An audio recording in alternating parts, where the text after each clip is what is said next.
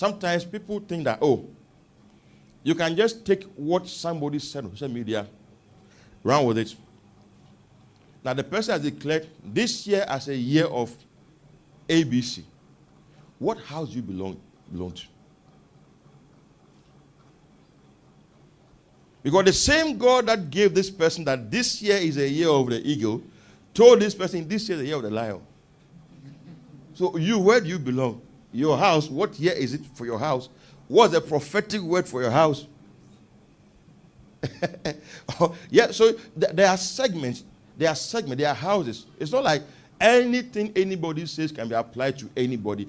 Of course, we have the general message given to everybody.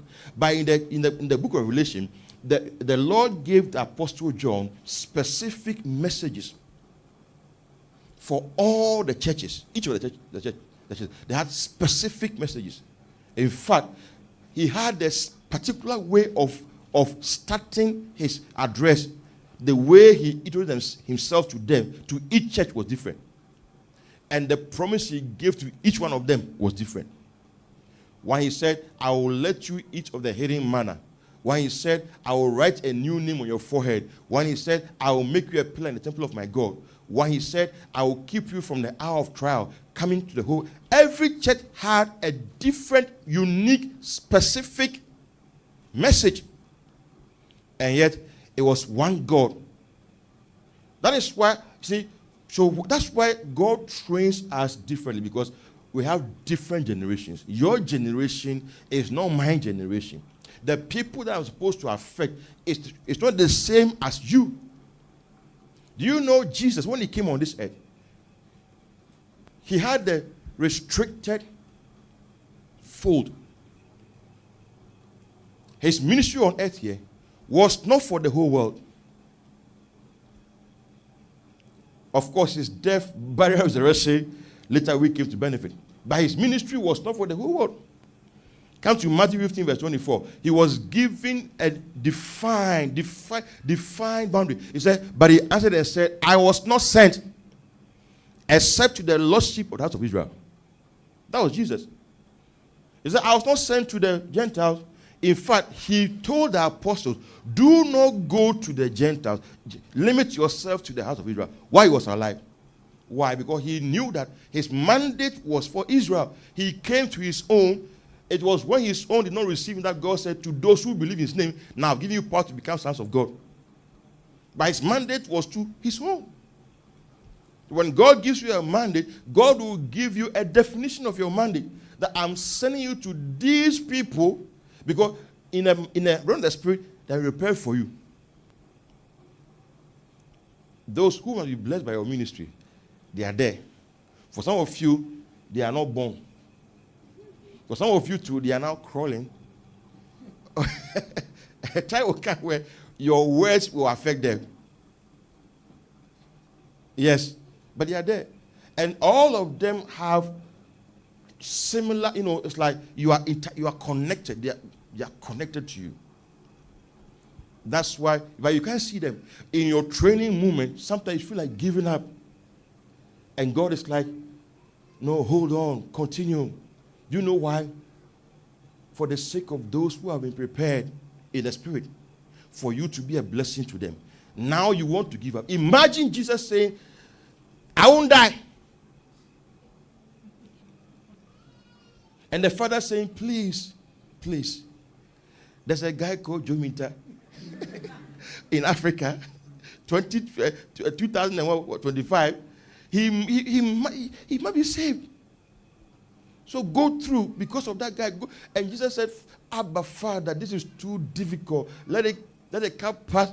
They said, no, please, for the sake of your generation. So there are people who are going to benefit from your pain.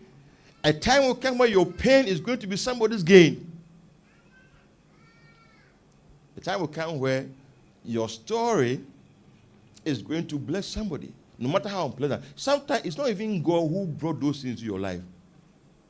When you listen to Joyce Meyer, and you see women and other people feeding on her messages, and people are healed emotionally when they listen to Joyce Meyer, I don't know of now, But I used to read her books, Beauty for Ashes. And when you read her books and she tells her stories, how her own father abused her sexually, her brothers. Now, all those things that she was going through in her life, it was not God. It was the devil. But she became born again at the age of 47 or so. After being through the world and all that, she became born again. And then God began to work on her. And when you read her book, she will tell you how God helped her to overcome emotional issues. And when you see her, you think that she has no problem, but she had emotional, she said that she was an emotional wreck. She's able to touch something in some group of people because of what she went through.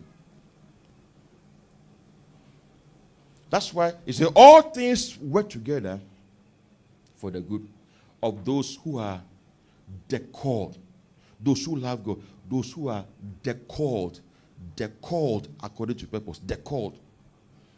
Because the called, he has prepared all those who are going to benefit from your fruit. And that's why you can't give up now. What you are going through, go through. Because at the time that God releases you to your generation, the people who matter, the people who must come to you and listen to you. It's not everybody. Now, even Jesus, do you know at Jordan, God announced him as son. In Matthew 3:17, he said, "This my beloved son, in whom I'm well pleased."